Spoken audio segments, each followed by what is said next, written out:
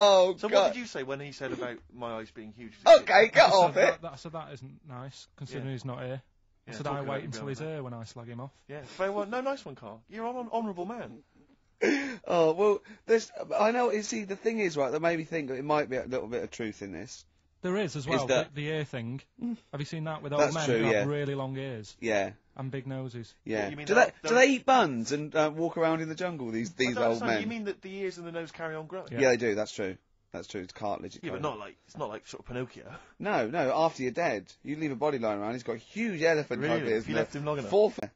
No, remarkable. but you see, it's about the focal length in your eye, you see, because it's like a big lens. So it makes sense that they couldn't change that much.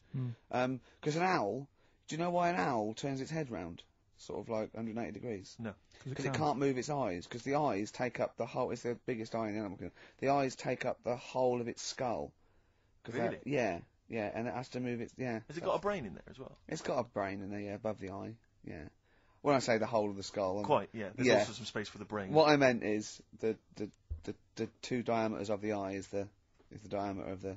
You've lost me skull. there with diameters. And You didn't like maths, did you? no, don't like maths. Never understood it. Couldn't get to grips with maths. I don't know about you, Carl. Did you do maths, Carl? Now, how did you do in your exams on the maths? Did you turn up? I bet yours was rather like my theory, which is why do you need to figure it all out when you've got a calculator? Exactly. Yeah, I knew it. Yeah. You're And right. I agree. Well, let's play a record, and afterwards I'm going to be testing you on your homework this week, Carl. Man first.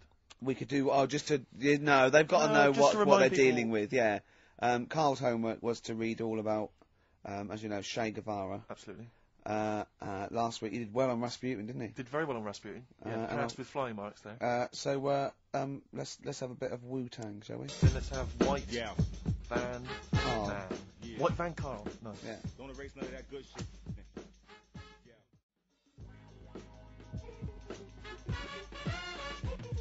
Wu-Tang Clan there, Steve.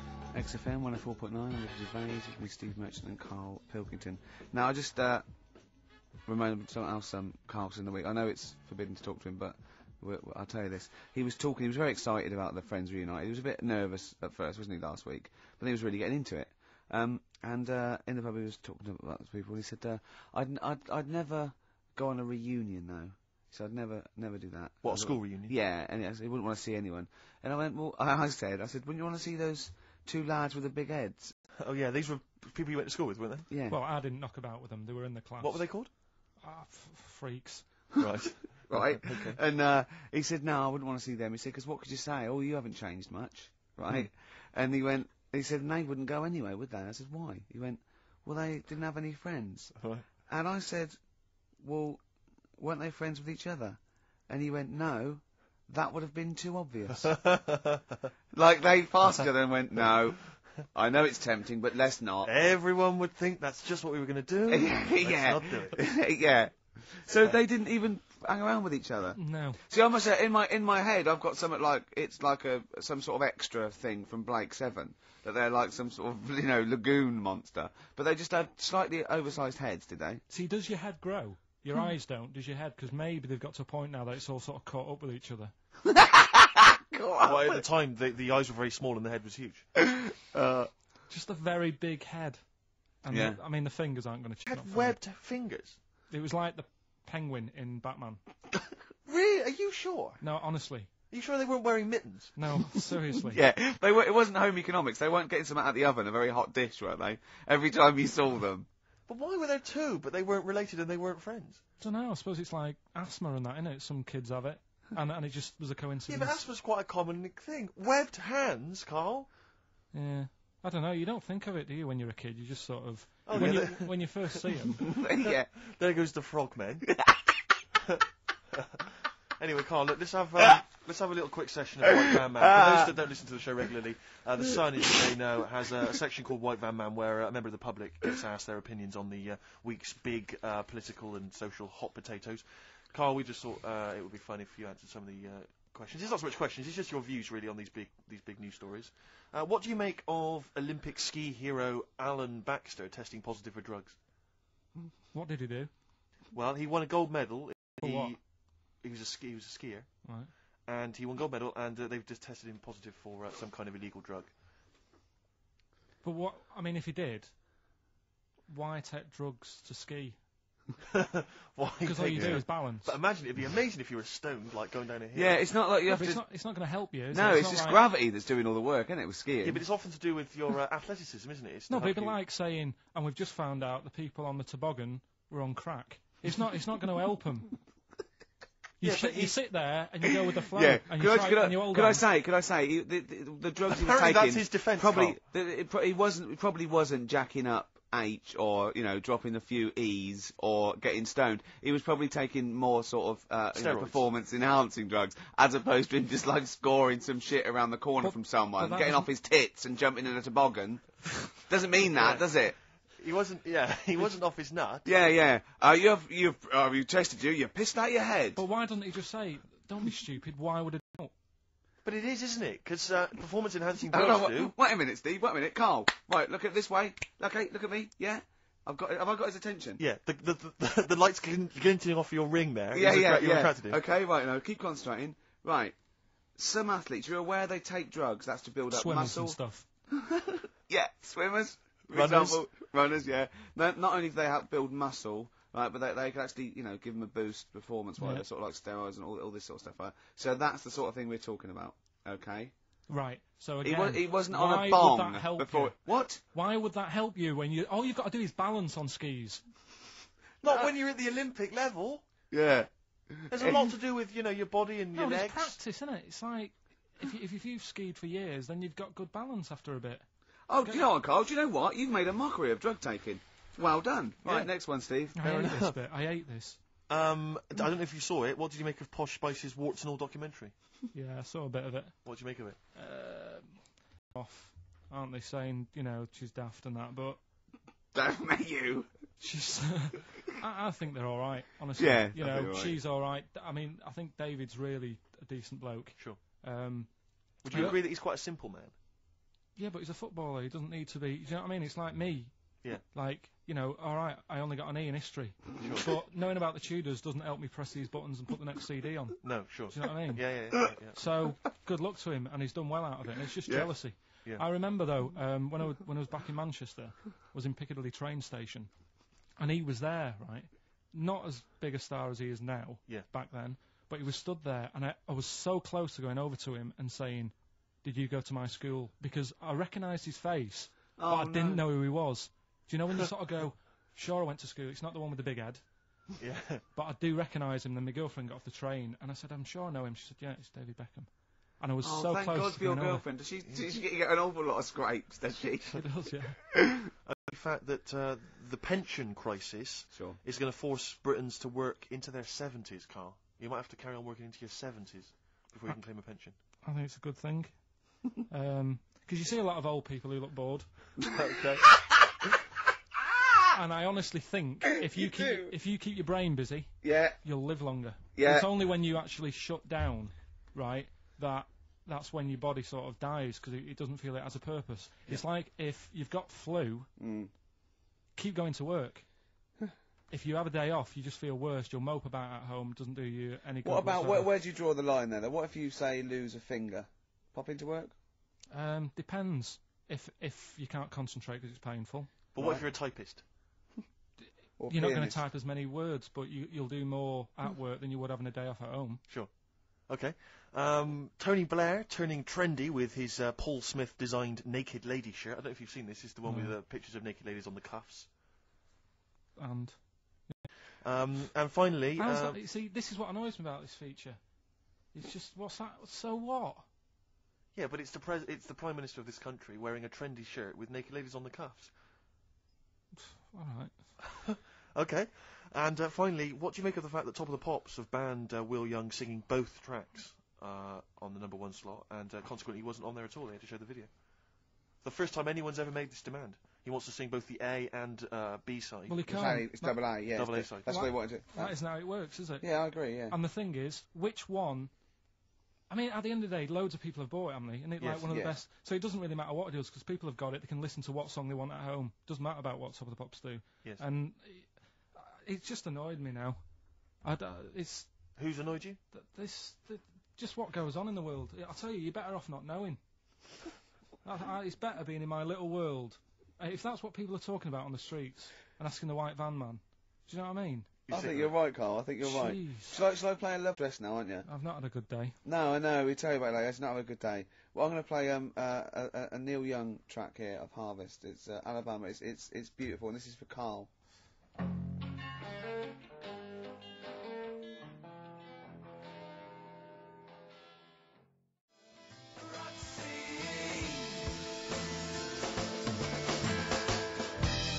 Athlete, West Side.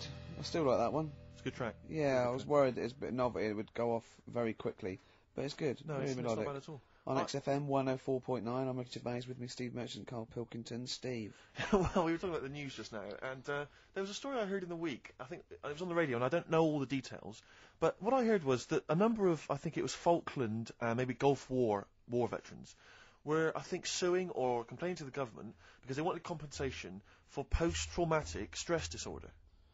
Now, I don't know all the ins and outs of it, but it seems to me that if you're in the army and you're a soldier, a certain degree of trauma is inevitable. I mean, after all, if you're any good at your job, you are going to see people getting killed. So I don't understand what the ins and outs of it are. I don't know why. Nobody came back and Tony Blair met him and go, all right, well, not really, no. Go on, what's the matter? Well, if there was people shooting at us and everything, it was all muddy. Well, calm down, don't cry. Well, I will.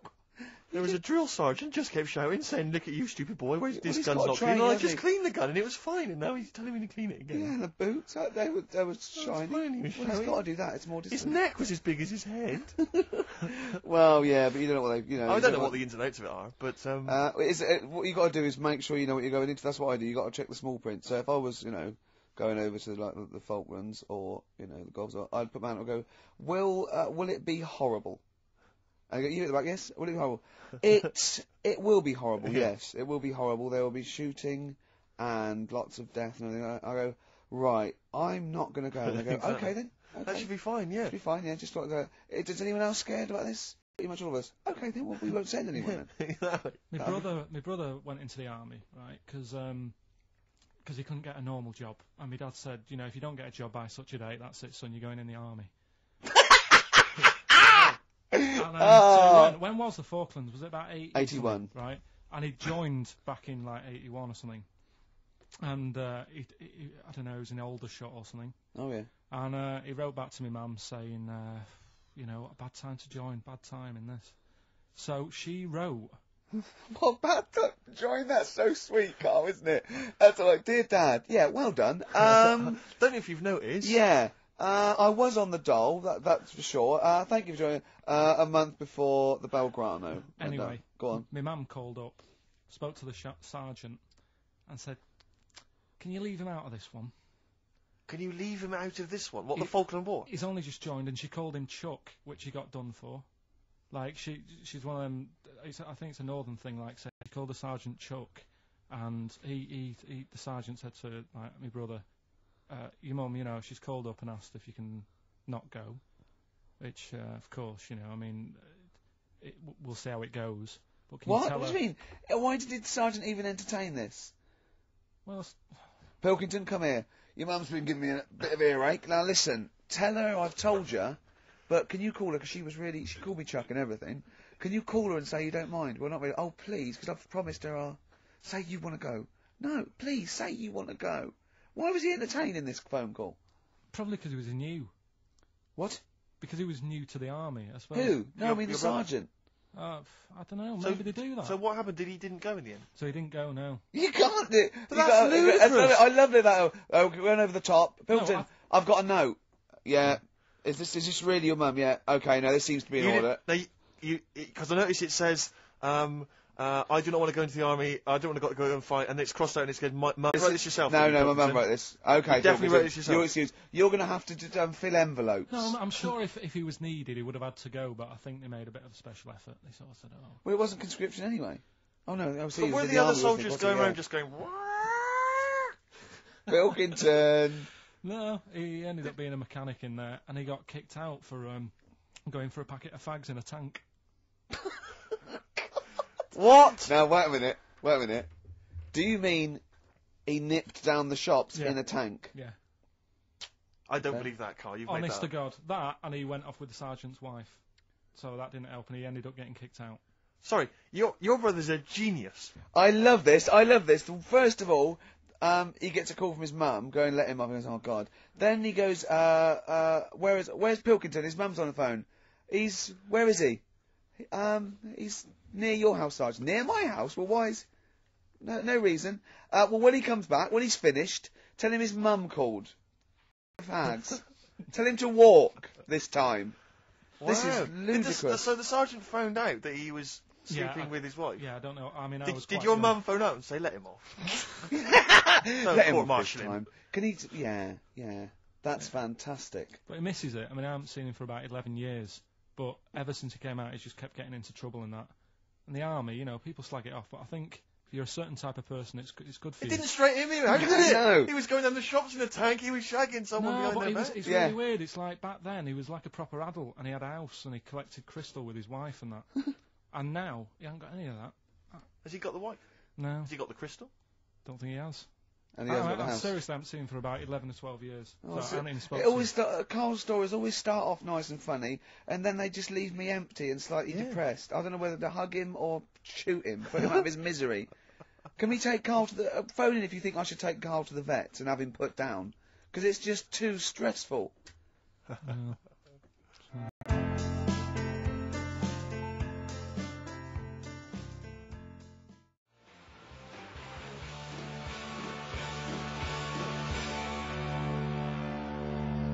Hyde's main offender, XFM 104.9. Wow. It's that time in the show where I test Carl on his... homework. Yeah, for the week. History. The re-education of Carl Pilkington. As you know, we found out last week that he'd taken one GCSE and he'd got an E, and it was history. Do you know, Steve, I haven't told you this, went shopping on Sunday, buy some new jeans. Was in a shop, saw an old lad who I haven't seen for about 2.5 years. Went, you alright, mate, how are you doing? First thing he said, sorry to hear about your exam results. God. Had he listened to the show, or someone had just told him? Yeah, he was on a train listening to it on our way to a football match or something. He knew that you were on the show, did he? He was a regular listener? First thing he said, wow. so sorry about your exam results. Haven't people have been coming up to you in the... Do you want to talk about it, or...? God. I know. Well, you did take it pretty badly for a 29-year-old man. Just a bit of a shock, because it annoyed me that... It wasn't a shock. You knew you hadn't got any. No, I thought I'd have got a bit more than that. I wasn't expecting, you know... But you didn't even think you took history, so that must have been a bonus. Yeah, that's what my girlfriend said. Yeah. So, well, but didn't she say something quite philosophical, which was like, you know, you didn't even have an E this morning? Yeah, she said yesterday, you know, you didn't have anything today. Exactly. Which was good. Yeah. Mm. But anyway. Anyway, okay then, well, you were tested on Che Guevara. Right, Carl. We should just remind people what happened, because this is a little series. I've got lots of these little books, right? They're about like 2.5 inches long by about 2 inches wide. Those tiny little things you see in the sort of on the front counter of Waterstones or Smiths, and it's the Life and Times. It's a series of all the greats in history. Last week you read about Rasputin. You wasn't impressed. No. This week this book's a little bit thicker than the Rasputin one. No, it's the same, I think. Was it? Maybe the writing's Figure writing or something. Che Guevara. Who was Che Guevara? Just now, you learnt to pronounce it, right? And how do you remember? You told me in the week how you remembered what his name was. Che is like shake, and his surname is like guitar. Right. Guevara. Okay. But anyway, right. Tell us what you know, and we'll ask. Right. First of all, his name isn't really Che. Right. It was something else, and Che means buddy. Okay. In wherever he's from, Argentina. Mm-hmm. Okay. Right, that's right, isn't it? Yeah. Yep. Right, so anyway, he was born, and he was... By the way, Carl's not reading this from a book now. This is all out of his own head. This is not pre-planned notes. No, this is. I mean, I know it sounds written, but he's just riffing on this. Here we go. Go on. He was born. He had bad asthma as a kid. Right. Which I thought was quite interesting, because they didn't have cars and that back then, and that's what they're blaming asthma on these days. The bad build-up of traffic and that. Not as many as they have now. Okay. So that was something I picked up early in the story. He had asthma. Yeah. His dad was into he wasn't a politician or anything, but he was, they were into the politics. Sure. So he sort of grew up around a family who was into, watching the news and that and keeping up to date on what's going on in the world.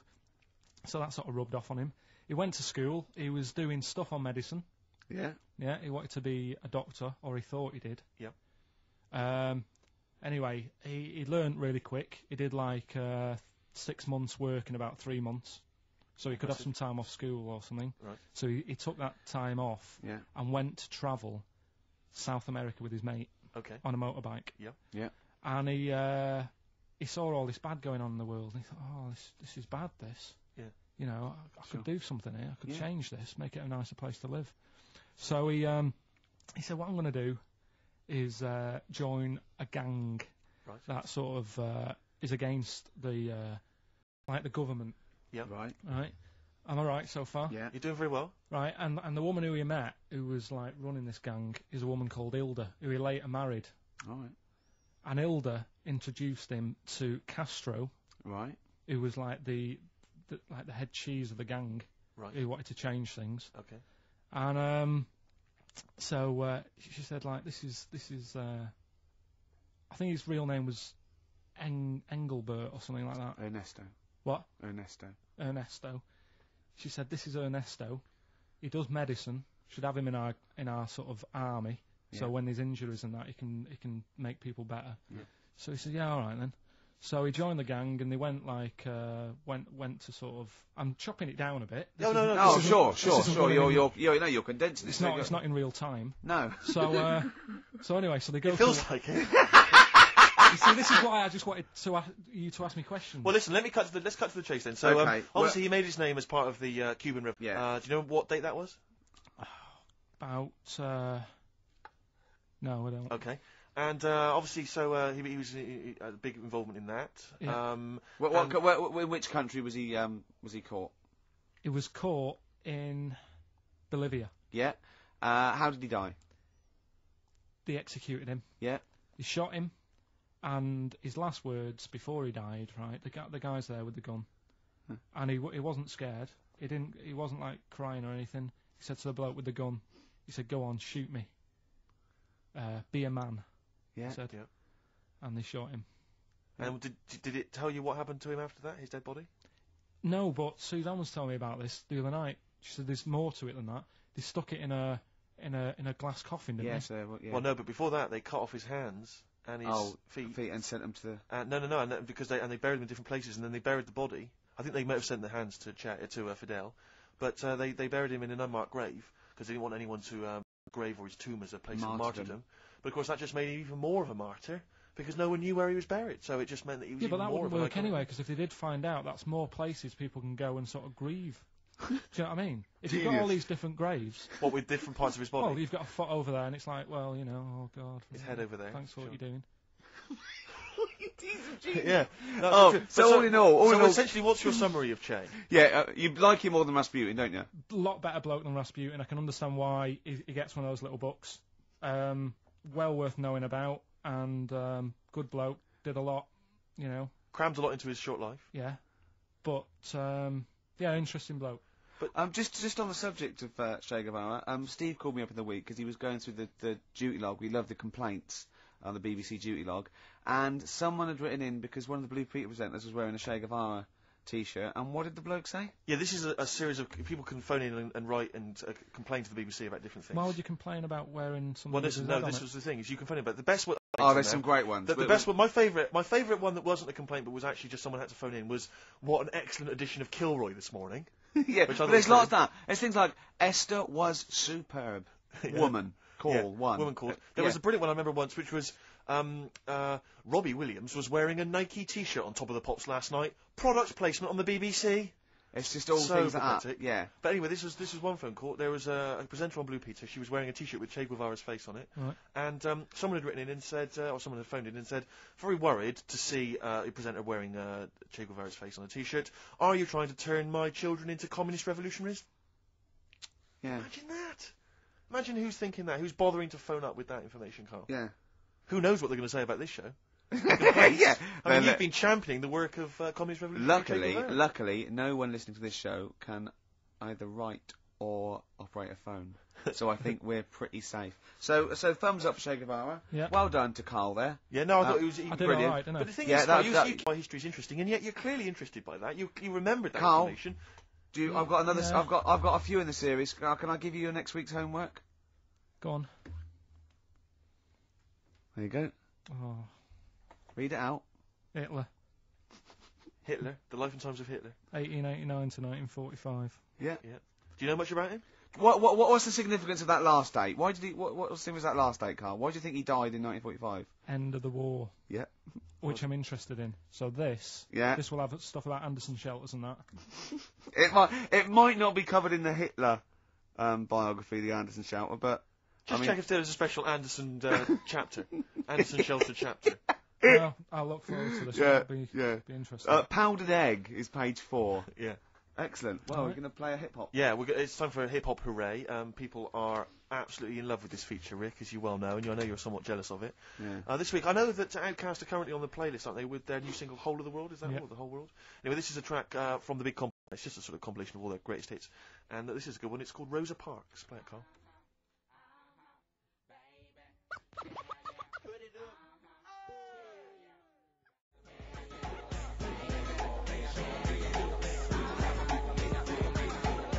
Their greatest hits album, that's Outkast, and a track called Rosa Parks. Like it. Yeah, enjoy it. Now, we just had a call from someone impressed by Carl, and Carl's very pleased because this guy has actually done a PhD on Che Guevara. So, in theory, whatever subject he chose, in theory, he's probably one of the experts in the world on this particular field. Now, hello, are you there? Yeah, I'm here. Hello, what's your name? My name's David. David, now where did you do your PhD? Did it at UCL.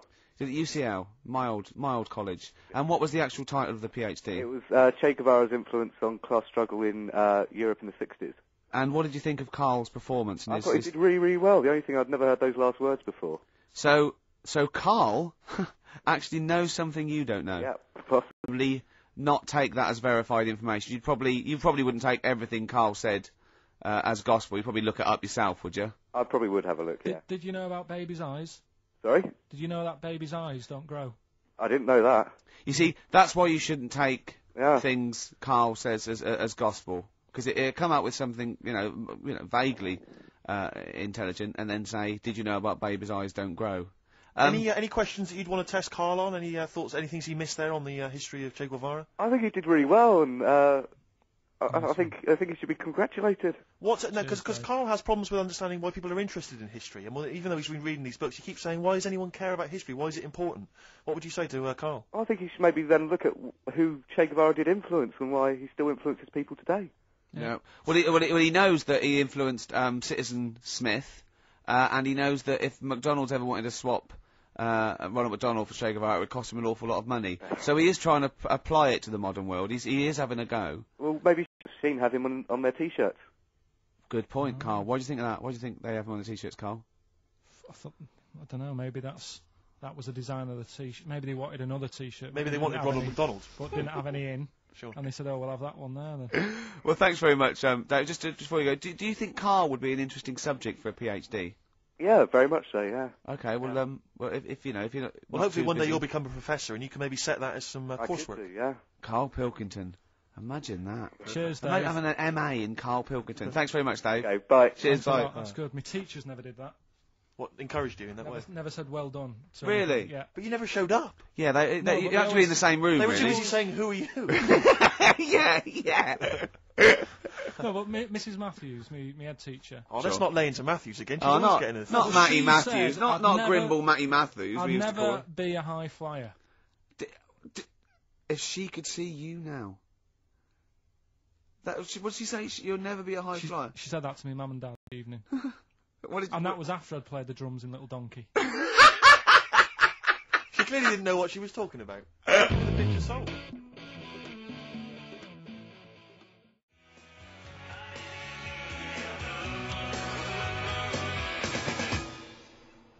REM with Orange Crush on XFM 104.9. Well, nearly through, only 20 minutes to go. I'm Ricky Gervais, with me Steve and Carl. Carl, what did you point to me then? Just reminded me. Go on. Orange Crush. Do you know we were talking the other night about contraceptives? No, you said to me, I've got to do lots of homework. You look up how they used, in the olden days, how they used to use elephant dung as a contraceptive. And I went, what? And he went, no, look it up. You give me those things. I said, I don't know. Was it they put when you're running around with dung on the end of your knob, no woman really wants to go near it? Is that how it worked? And you went, come on, you give me things to do. If you've just written a PhD on how to use Get in Touch, And I will give the number in a minute. It's not elephant, it was crocodile. Oh, yeah. Why? But, yeah, orange Sorry, crush. no, you can't. No, whoa. What? Back. What do you mean? It was crocodile dung. How did they use crocodile dung as a contraceptive? I don't know. Right, go on, Orange Crush, yeah. So Orange Crush, what it was, I was trying to look up that thing about crocodile stuff, using it, and I came up with another one saying that they used to use a lemon, sort of shaped right, and the put it on, and the citric acid in it would kill the sperm. Right. So they would wear the lemon on the end of the knob. Was that erotic? It works. Listen, I'll try anything, Carl, mate. If that works. yeah. If the ladies like that. I mean, could it be anything? Could it be like, a melon? Kumquat? Yeah, maybe. In my case. What's those hairy ones? Yeah. That just reminded me when Orange Crush.